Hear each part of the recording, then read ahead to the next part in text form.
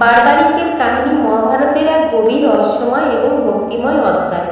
তার দিব্যদৃষ্টি দিয়ে কুরুক্ষেত্র যুদ্ধ তিনি যা দেখেছিলেন তা আমাদের সাধারণ ধারণার বাইরে। বারবারিক ছিলেন ভীমের নাতি, ভীমের ছেলে ঘটোৎকচ, ঘটোৎকচের ছেলে বারবারিক।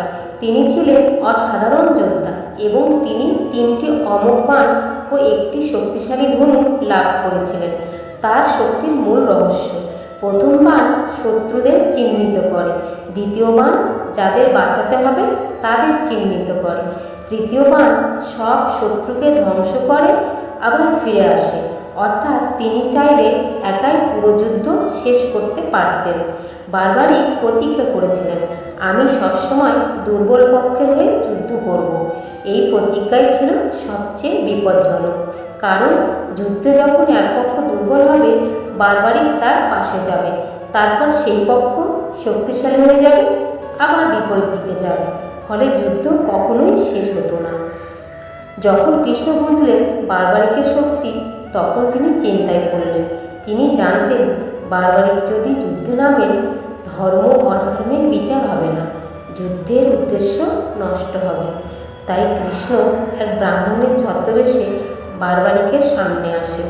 কৃষ্ণ বারবারিককে পরীক্ষা করতে লাগলেন। এই গাছের সব পাতা কি তুমি এক বাণে বিদ্ধ করতে পারো? বারবারিক হাসলেন, একটি বাণ ছুড়লেন। আশ্চর্য ঘটনা, গাছের সব পাতা বিদ্ধ হয়ে গেল। এমনকি কৃষ্ণ নিজের পায়ের নিচে যে পাতা লুকিয়েছিলেন সেটাও বিদ্ধ হয়ে যাচ্ছিল। কৃষ্ণ বুঝলেন এই শক্তি সাধারণ নয়। কৃষ্ণ বারবারিককে জিজ্ঞেস করলেন, তুমি কাকে সাহায্য করবে? বারবারিক বললেন, যে পক্ষ দুর্বল হবে আমি তার পাশে থাকব। কৃষ্ণ বুঝলেন এইভাবে যুদ্ধ কখনো শেষ হবে না। তাই কৃষ্ণ বললেন, যুদ্ধের আগে আমি একটি বলি চাই। বারবারিক বললেন, আপনি যা চান আমি দেব। কৃষ্ণ চাইলেন তার মাথা। বারবারিক এক মুহূর্ত দ্বিধা করলেন না, তিনি নিজের মাথা দান করলেন। কৃষ্ণ বারবারিককে আশীর্বাদ করলেন, তুমি এই যুদ্ধের পুরোটা দিব্যদৃষ্টি দিয়ে দেখবে। বারবারিকের মাথা একটি পাহাড়ের উপর রাখা হলো। যুদ্ধ শেষে পাণ্ডবরা তর্ক করতে লাগলো, এই যুদ্ধ কে জিতিয়েছে? কেউ বলল অর্জুন, কেউ বলল ভীম। তখন কৃষ্ণ বললেন, বারবারিকের কাছে জিজ্ঞেস করো, সে সব দেখেছে। বারবারিকের উত্তর সবচেয়ে গুরুত্বপূর্ণ অংশ। বারবারিক বললেন, আমি কারো যুদ্ধ করতে দেখিনি, সবাই অবাক। আমি শুধু দেখেছি এক সুদর্শন চক্র সব কিছু ধ্বংস করছে, আর এক মহাশক্তি সব কিছু পরিচালনা করছে।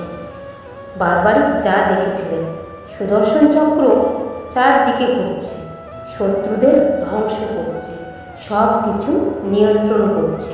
অর্থাৎ আসলে যুদ্ধটি কৃষ্ণ নিজেই করছিলেন।